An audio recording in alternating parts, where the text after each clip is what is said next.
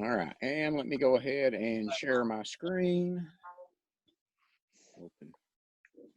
Any questions as we get started? And I probably ought to pop out my chat too.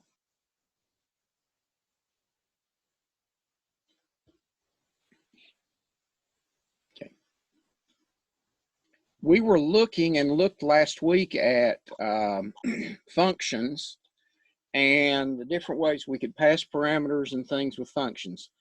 I guess it's next week's labs, I think. We'll start doing some things with functions. So any questions there? Well, what we're going to start with tonight is writing to files, and then we'll look at reading probably later this week. Probably won't be really long tonight. And so far, all of our output has been to the screen. So no matter what we've calculated and done, we've gone to the screen. So we're going to get to writing, but actually there's one thing I want to do first. And it goes with one of the labs. Several people in different labs are not testing all the different possibilities. And so what they're doing is they're getting it to where they're putting some input in and it seems to work. And they say, well, okay, everything's working. So if we go back to the lab for the triangle, the first version of it, that you could not use ands and ors, let's say, I'm going to say A equals int. We'll just use integers. That could be floats. Input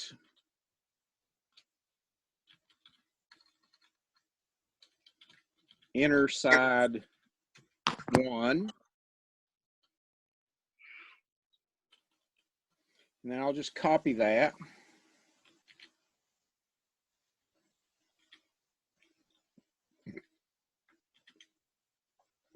And make it B. If I could type today. Side 2. And then 3.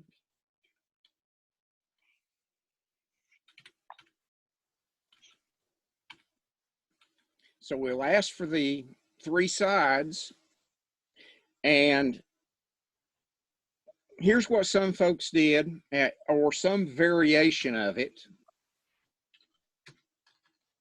They did something like if A plus B greater than C,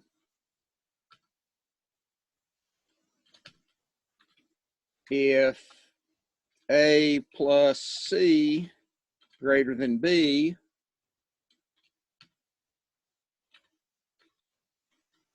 if B plus C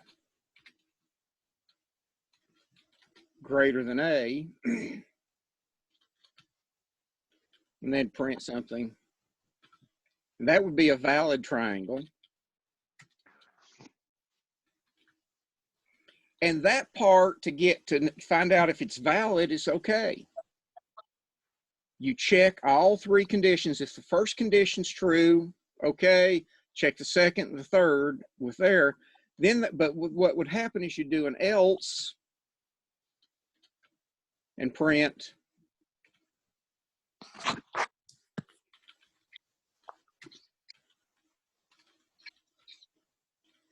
invalid triangle.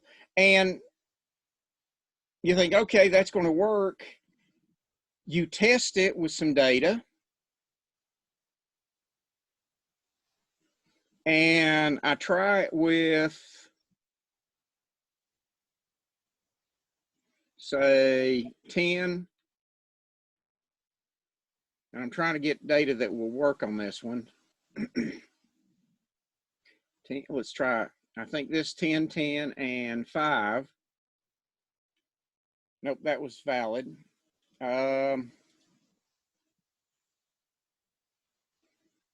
Let's say 10. B plus C. So let's see. Say, let's try. 3, 6, and 9 is invalid. Yeah, but the one that's going, I know several that are invalid. I'm trying to get the one that'll match the way I want this one to work. 40 and say 20. And notice there's no output. It didn't come out with anything at all. See, if we've gotten this one true, but this third one, the B plus C false, and that's what I was actually trying to do, it would say invalid triangle. And that is what several people did, or something similar where they had the else at this level. And now maybe they test it and come on, run. With the recording, sometimes it sits there slow. There we go. And they tested it something that, say, 10, 10, and 40, and it says invalid triangle, and they say, okay, that worked, and they quit testing there. But if I run it and do, though, say 10, 40, and 10, again, it doesn't output anything because this first one was true. In this case, the second one was true, but the third was false. And because it was false, there's nothing for it to tell it, okay, the triangle's not invalid. What you need in this case, and if you test all those different possibilities, you would need else's for each of those. Actually, let's copy the invalid triangle one.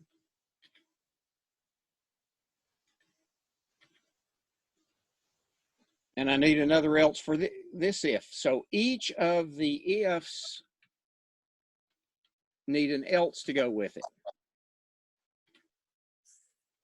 And then, as soon as any one of those three ifs are false, we know it's an invalid triangle. But what people did was they tested it once with an invalid. It came out, gave them an invalid triangle, and they assumed that all invalid triangles didn't work. So you've got to test it where A plus B is less than C, where A plus C is less than B, and where B plus C is less than A. You've got to test all those possibilities in order to make sure you had an invalid triangle. Was there a way to do that one with if-else statements? You mean with else ifs? Or I'm sorry, yes, else ifs. Yes, there is. To do it with else ifs, I know there is. Let me think about it. That was my original plan. I ended up doing what you did right there, but I couldn't figure out a way to make it work with the. Okay. All right. To do else ifs, what we do is we change our inequalities and we say A plus B is less than or equal C. So we say if A plus B is less than or equal, we know it's an invalid triangle. So this would be a parent for the invalid. And we really don't have to check the others. You could do then elif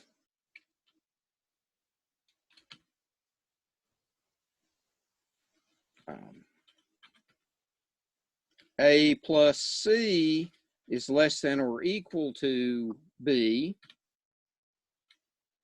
B. If that's the true, that would also be an invalid. Because any one of those are false, we know the whole thing's false. And the last elif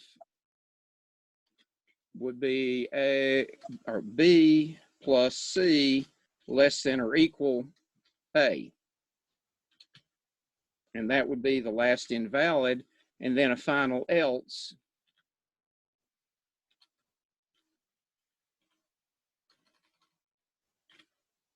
Valid. And that would do it, because if any of those three are false, it would be invalid. So if all three of them are true, then we know it's a valid triangle. So that would be the way to do it with LFs. Okay? Thanks. Okay. But here again, you have to try not only valid triangles, but you have to try invalid triangles where all three of these possibilities lead to an invalid. So you have to try it once where A plus B is less than C in this case. Another A plus C is less than or equal to B. You have, if you don't try it with all those possibilities, one of them falls through. And that's what happened to a lot of people. They tested it with only one of those. Okay. All right. So in all of these programs that can have different things to test, you need to see if, you know, all the different possibilities. Somebody had asked about the 24, the cell phone one. You need to run it where both the minutes and texts are less than the 50. You need to run it where one is greater than the 50 and one's less than the 50. You need to run it with both of them greater than the 50 to see if it comes out with the right results in all those cases. If you only do one test case, then you have you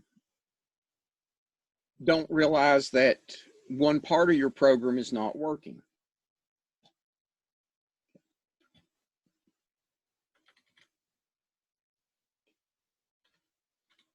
As programs get more complex, that testing is more important. That's why bigger companies where you've got teams, you may actually have a team, their whole job is to test your code, and they'll build these elaborate tests and they'll run the code against them. There are even some books that I know of, I can't think of the names right now, that are devoted to testing and how you do test cases and test programs. Okay.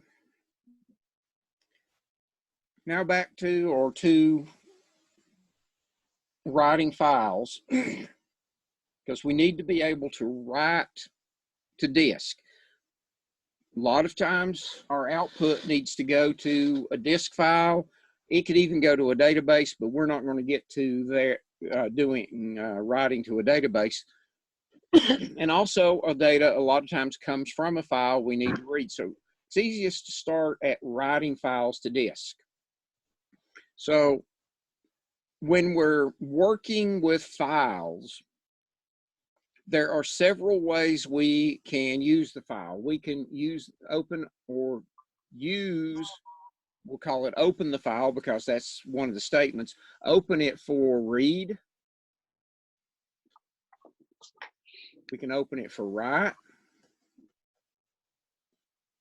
We can open for append. Now, we won't use this very often. It's rare that you see it, but you can open it in binary mode. And I say it's rare. It's not really that rare, but for us it is. You would open in binary mode if you were, say, for example, reading a JPEG image. If you were reading a PSD image. If you were reading an audio file, you would open those in binary mode. By default, things are opened in text mode. And when you use the read, write, or append, you're normally reading and writing what's called sequentially. So you read a line, then read the next line, read the next line. Or you write a line or amount of text, you write text, keep adding to it as you're writing. You can open these for what we call random access by putting a plus after we open them, and then we're opening them allowing random access, or opening them in Python terms of open for updating. And then there's one other that can be used, and this would be something you might use on a network, and that's exclusive. And opening exclusive puts a file lock on a network, so no one else can open that file. Now, for exclusive, the file has to or cannot exist. If you open for exclusive, if the file already exists, that will fail. So those are the 6 ways we can open a file, or the ways we can deal with a file. So if you're going to deal with a file, we're going to start by writing. Before you can do anything to a file, you have to open it, and you open it by creating a file handle. I use typically, or in this case, FH. If I'm dealing with multiple files, for that file handle, I'll indicate what kind of file it is, because you can actually open some files to read and some to write. So you could open a file, read from it, process it, and write data out. So the file handle, and that can be any valid variable name, is equal to open. And then 2 things you have in the open. You have the name of the file, or a variable that contains the name of the file, and the mode, or the way you're opening it. So I'm going to open test.txt. And that needs to be, since that's the file name, it needs to be in quotes. And then comma. And then the way we're opening it, again, that in quotes. I'm going to open it for write, so that's a W. So I'm telling it here, I want you to create a file called test.txt and open it so that we can write to it.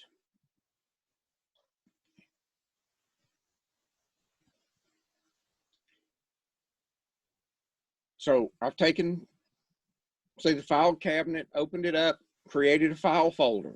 Not done anything with it yet, but I'm now ready to do something. But I've told it I'm going to write to it. Is it actually creating it in Python or externally? It makes a function call to the operating system to create it. Any file writing is actually done by the operating system, but when you write to the file, it makes a function call to the operating system to create the file. Same thing happens in Word. When you tell it to save a file in Word, it actually makes a function call to the operating system, and the operating system actually does the creates the file and saves it. Okay, is that answer? Yes, thank you. Okay. So once you've opened the file, now you can write to it. And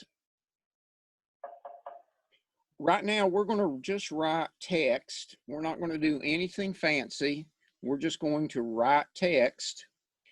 And to do that, it's the file handle dot write, file handle dot write, And then for now, it could be a variable, but for now, whatever's in quotes is what we're going to write.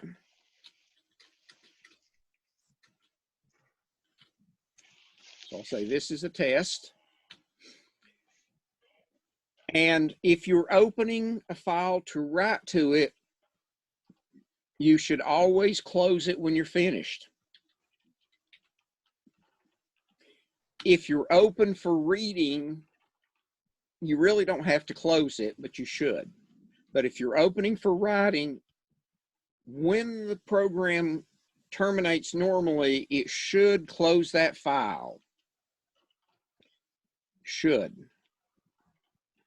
If any of you have ever pulled a thumb drive out and it corrupted a file you thought you had saved, that's why I say if you do that file close, it forces a close so that everything gets written. Nothing gets buffered. So if I run this, I don't see any output on the screen because I didn't write anything or print anything to the screen. But if I go up and look, here's my test.txt file. If I double click on it, it says this is a test.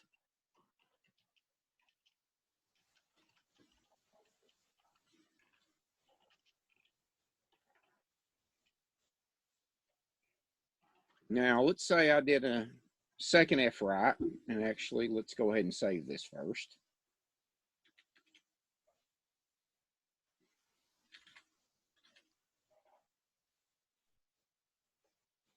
And let's write another line. Actually, let's change both of those.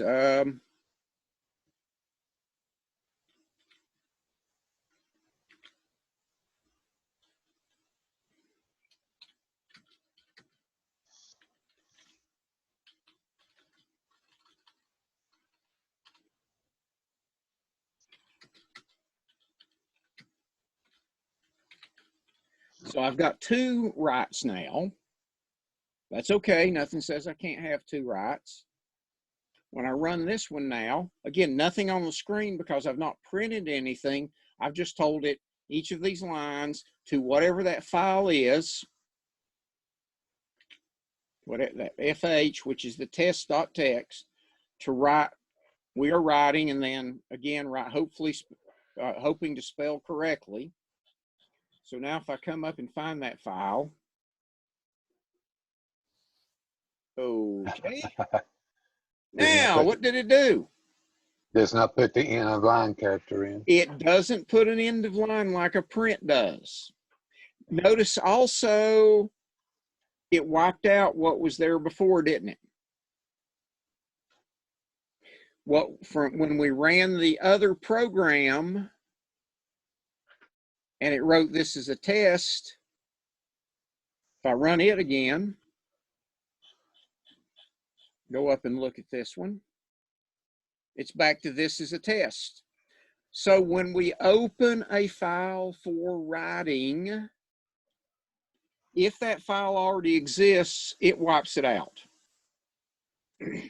When I open a file to write, if the file already exists, it overwrites the existing file.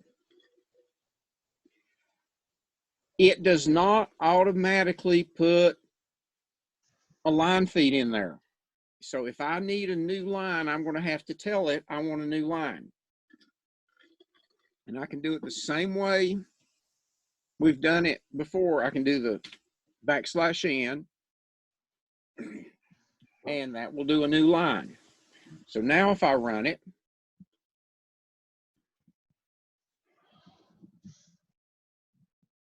now it put those on separate lines.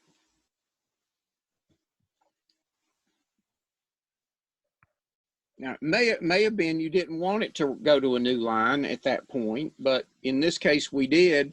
So if you want to do, when you're doing the write, if you want to go to a new line, you open it, you can use the write, but you have to tell it new line characters. Have to tell it new line characters. Okay. Everybody with me? Now, there is a way to have it write a new line, but here is the easiest. Now, suppose I want to add to a file. So I've already got a file with some stuff in it, and I want to add to it. Well, then I can open the file not for writing, but for appending with an A.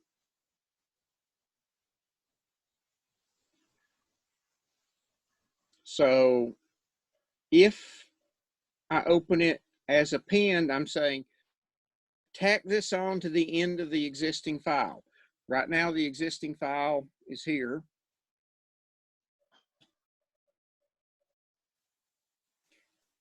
My cursor is still on, or the last character is that Y. There's no end of line.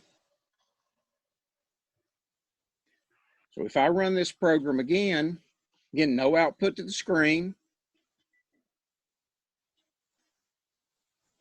But if I reopen test, now it added to it because that second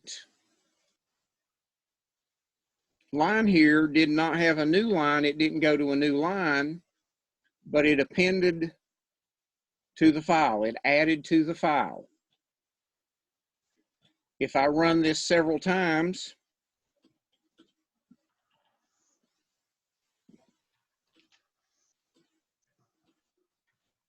and go back and open test, you see each time it's adding to that file. So if you open for append, it will add to it. Now, if the file did not exist and you open as append, it will create it. If the file doesn't exist, but you open for appending, it will create the file.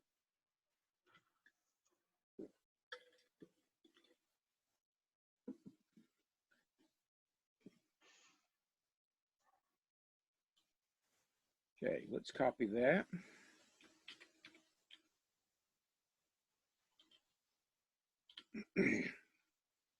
And I could,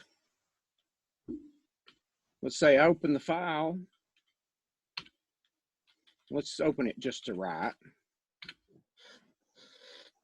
And let's make it test one. I could do something like have the user enter information.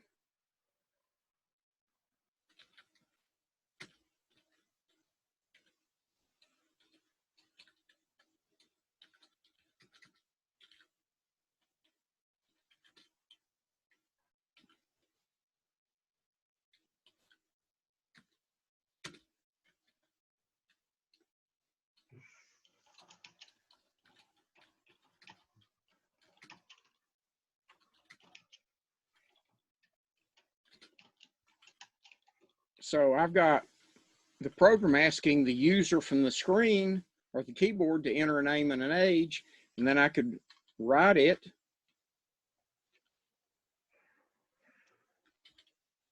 If I just do name, comma, age, it's going to put them together. It's not going to look good, but we'll run it the first time to show you that.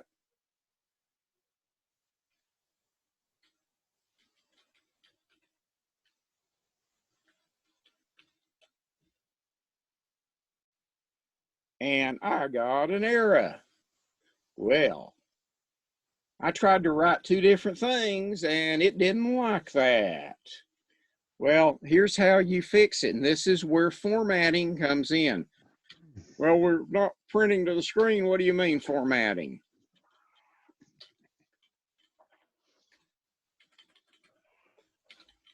The F strings or the dot format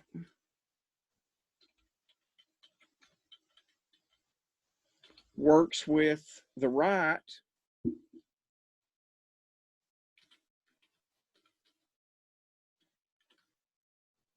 And so when you're trying to write, you have to write a single string. So you use the formatting that we've been using all along to get it to output that. Now, I didn't go to a new line, so if I opened or had a program that tried to append it, and this one right now is trying to write, let's change it to append. If I run it with an append, the problem is that first line is going to be both of them on the same line because I had it messed up. But I would again want to do a new line here.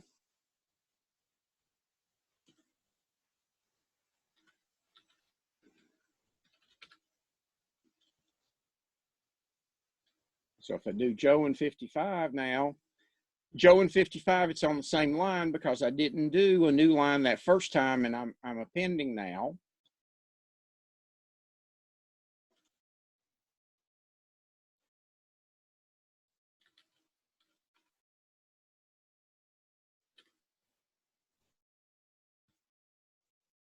But once I added the new line, Mary and 21 were on separate lines. So the first time I should have had it going and doing a new line the first time I ran it. But you can see I could build on that, have the user, this could be in a loop where I had, maybe if they left the name blank, it, or put a 0 in for the name it exited, I could do a while loop and go through and get as many things as I want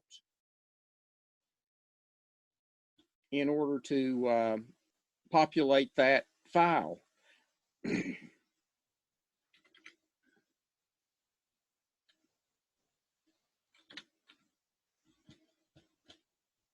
So I can go through and do that. In fact, let's change this one and let's make a while loop. Say while length of name greater than 0. I need to set name up first, and I'll just set up a string of 1 blank. So while the length of name greater than 0, type it right,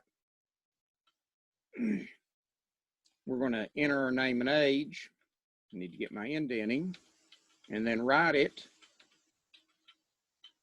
and then close it. I ended up okay before when I closed it, but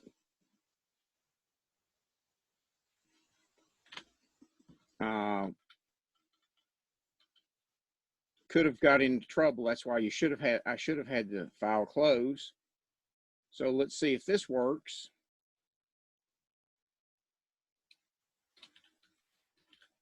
George.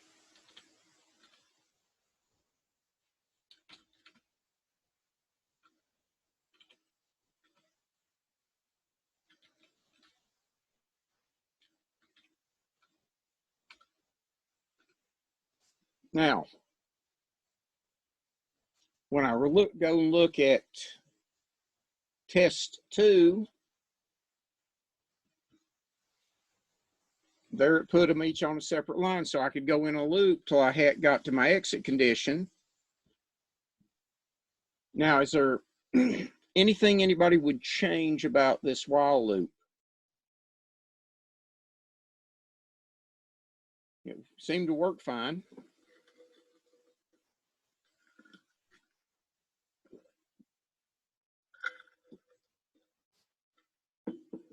Your age, make sure it's an integer.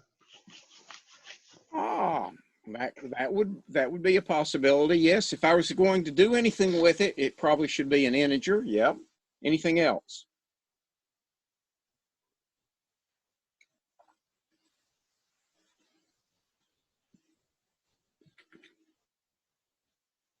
Well, I would do one thing with it. Go back and find that text. Let me close some of these down.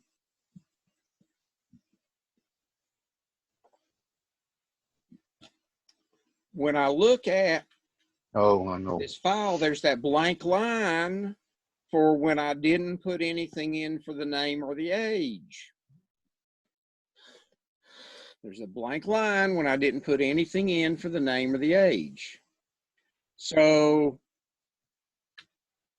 I could here, if length name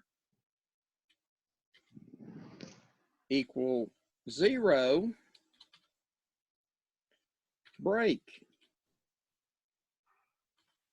And then, and we'll change this one to test 3, it will not write that line that the name and the age are blank. It won't write the line where the name and the age are blank.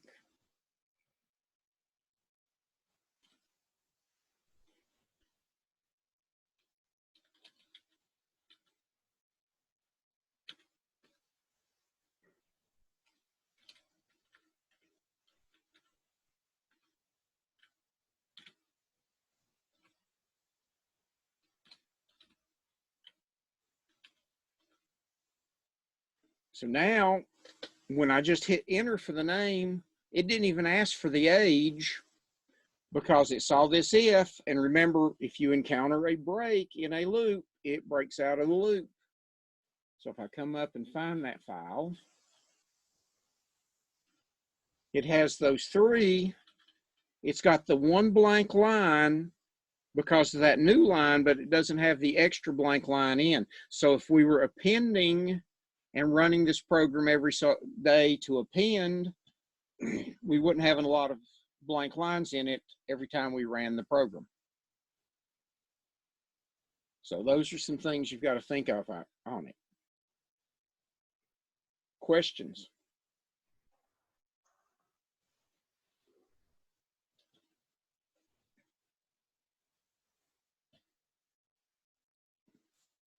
That's how we can write, or one of the ways we can write to a file. There's also, in addition to write, there is a write line that is similar to the write. And let me see if I can find the write line in the documentation to show you the syntax.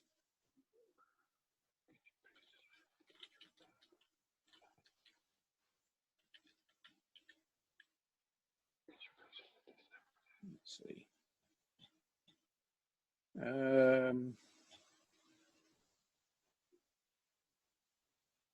Well, where's the 3.8 version?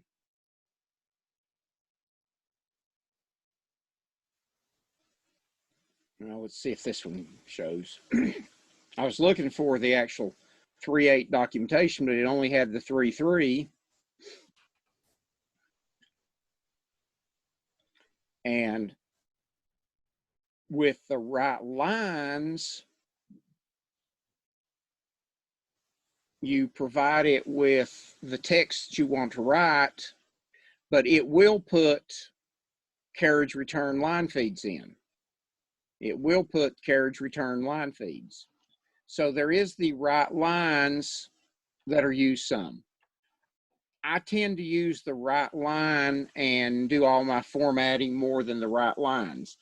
I can't give you a good reason why, other than sometimes I don't want it to go to a new line, and I just like to have that control over it.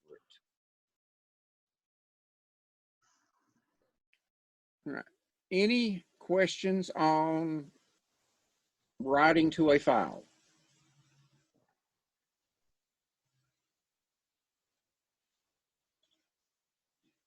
Here again, A is append, and I've already got this test 3 that has these 3 names in it. If I run this one again and put more names in it,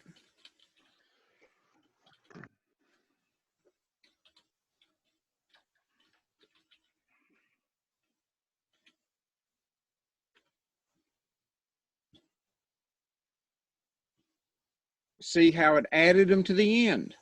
It appended them or added them to the end. So when I open for append, it lets me add things. So think about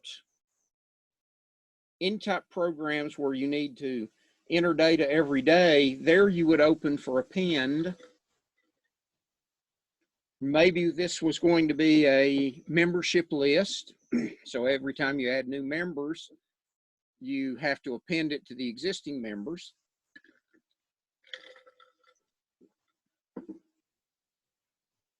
So when you are writing a file, you either do a W for write or an A for append. And when you do, if you write, open for write, if the file already exists, it wipes out the existing file and starts over. If you open for append, it adds to the end of the file. If you add, it adds, or if you open for append, it adds to the file. If the file doesn't exist with append, it does create it. You need to know what you need to do on it. It turned out I actually did still have my F closed. I just had it scrolled off. So for opening a file to write to it, you do an open, or we'll look at, there's a new syntax called with that you can use, but you do an open, you then write to the file, and then close it. Open, do any of your writes, and you can write as often as you need, and then close. That file handle or FH that I'm using for file handle, that's any valid variable name. And if you're having more than one file open, then you might want to name it something descriptive. Now, I always like to start with an FH, so I know it's a file handle. So FH underscore names, FH underscore invoice, things like that, so that if I've got several files that are going to be open in a program, I know which one I'm talking about. Questions?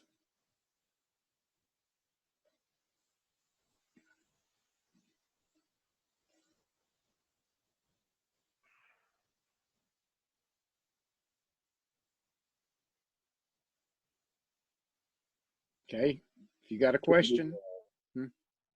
Huh? Should the file be like comma delimited so it can be used in other programs, or would that matter? Well, that depends. That's a great question. That depends on what you're going to do with it, and we are going to see how to do comma delimited and read comma delimited as well. There are some libraries in Python to help you work with comma delimited,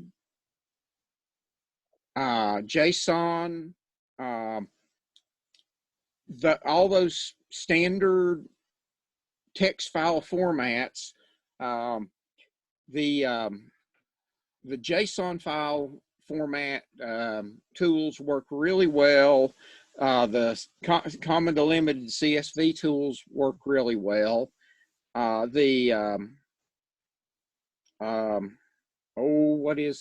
drawing a blank now on it.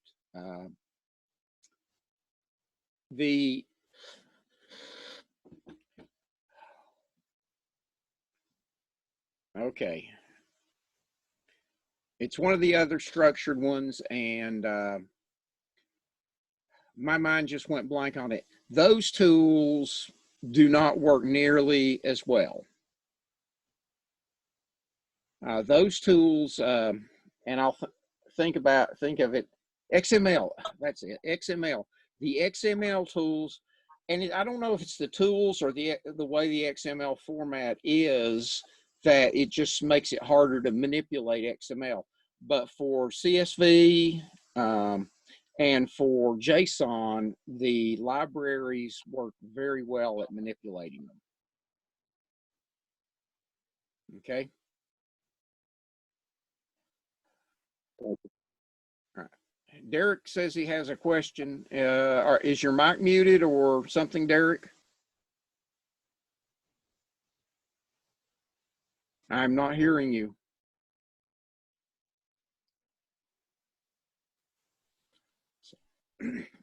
Doesn't show his mic muted on my list, so I don't know if he's having mic problems or what. If you want to type it in, if you want to type your question in, I'll try and see if I can understand it and answer it. Anybody else while he's typing his in?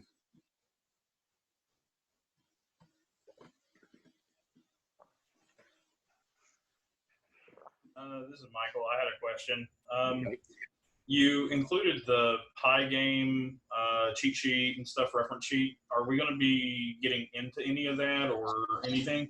No, we just don't have time to get in those. I just put a bunch of those cheat sheets out there for everybody. So if they want to get into it more, there's just not enough time to get into that stuff.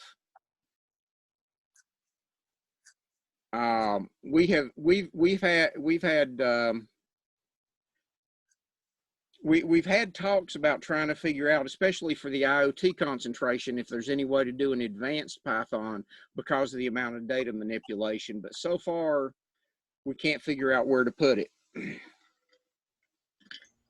Would the school ever consider doing like a class that kind of covers Unity and Pygame and stuff like that? If you can get at least 18 people to sign up, we can do those. We used to do a lot of special topics like that, but when financial aid changed and quit paying for anything that was not part of your degree, those special topics class pretty much dried up because financial aid wouldn't pay for them. Because yes, there are a number of things we've wanted to do like that. We actually had a gaming class at one time. Dr. K taught it, and I don't know what he used, but at one time he would offer as a special topics a gaming class, and then financial aid changed. It wouldn't pay for anybody to take it, and enrollment went from 20 people to 0. Yeah, the unfortunate part to that is that's actually going to give us more like real workforce type experience that we can take into our job than figuring out the volume of a circle or a cylinder. Well, it depends on what your job is. True. You know what? In a beginning programming class, we're trying to get you to understand loops and things like that. I know a few of you that have had some programming, like Todd and all. You know, you're like, okay, this is probably going a little bit slow, but there are some of you that have basically been left behind. Where, you know, there is a pace and an amount of stuff we can do. There's also been talk at one time about a database concentration, but in this area, there's not enough. There's just not enough demand in the Tri-Cities. If we had a database concentration, you'd almost have to make the students that signed up for it sign a statement saying they understood that they would have to move out of the area to find a job. And that's where the limits of a 2-year program are. In most 4-year schools, it's kind of expected you're going to move away when you graduate. And so they can do, plus they've got 4 years to do that stuff. Okay, now that's better. Okay, now I can hear you, Derek. Sorry, my microphone was disconnected. So yeah, I was going to tell you about Lab 24. I got your email you sent me. Mm-hmm. Okay, that's a lot better. Now I can hear you. Now you can hear me. Okay.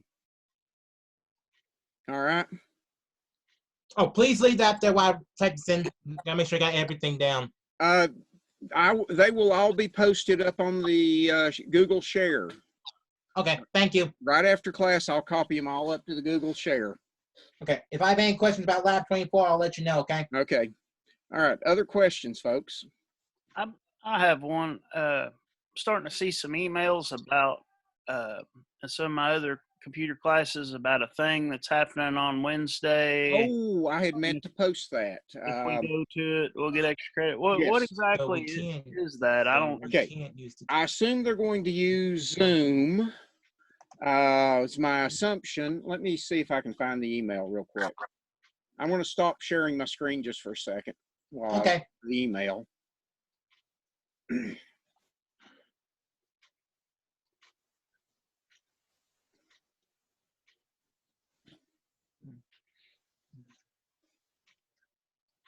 Is it some type of professional development? Well, thing? it is an ACM meeting. I'm not sure what ACM even is. ACM is the Association for Computing Machinery, and I thought they had. Yeah, I will post that. Some of you've already got it. I'll post it also in all these sections. I'd meant to do that.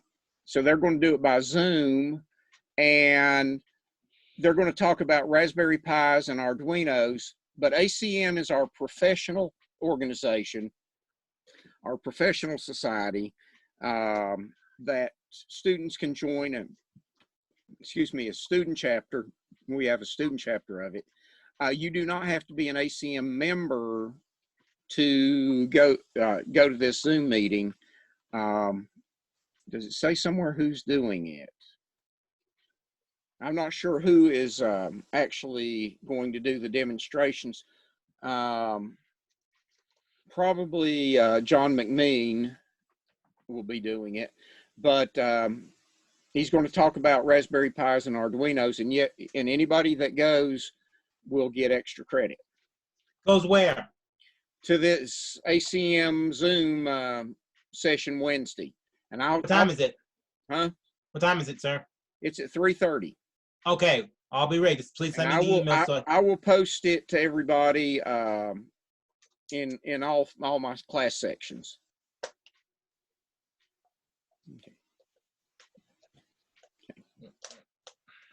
Okay. So is that like a club on campus? Yeah, it is. you It should is our essentially think of it as the computer club. A computer club. Yeah, ACM. And last fall we had some when we had the FBI gal come,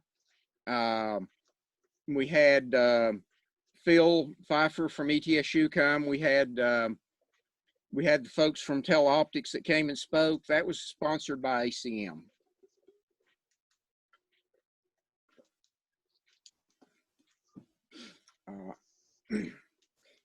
Joining these groups, ACM, when I was in school, of course, I was electrical engineering, so it was IEEE. Being a member of those professional groups as a student is something you put on your resume, and some employers, the bigger employers, will look at that.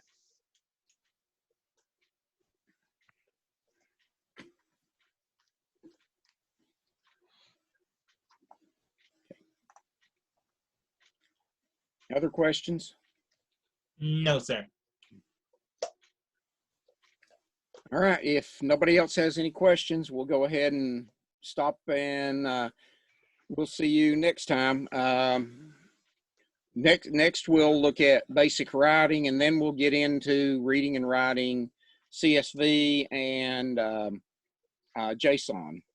Okay. If I have any questions about Lab 24, I'll let you know. All right. If you guys need the information, I posted it. Okay, thank you. Okay, good.